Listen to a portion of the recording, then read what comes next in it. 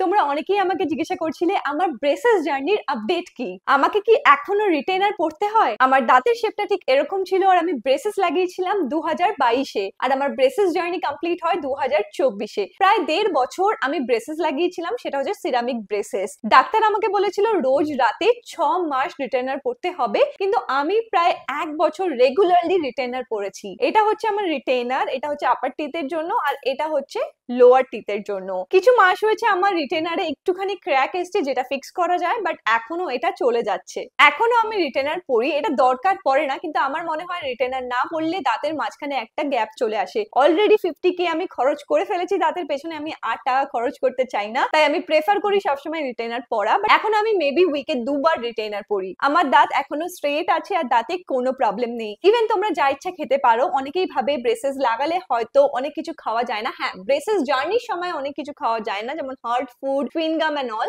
But braces এর পরে তোমরা সবকিছু খেতে পারবে, কোনো খাবারে কোনো মানা নেই। Braces has changed my life. তো তোমাদের দাঁতও যদি আমার মতন, তাহলে ডেফিনেটলি তোমরা ব্রেসেস লাগাও। আই হোপ আমি তোমাদের সব কোয়েশ্চেনের আনসার করতে পারলাম। এছাড়াও যদি তোমাদের কোনো কোয়েশ্চেন থাকে, চ্যানেলে একটা লং ভিডিও আছে, সেটা তোমরা চেক আউট করতে পারো।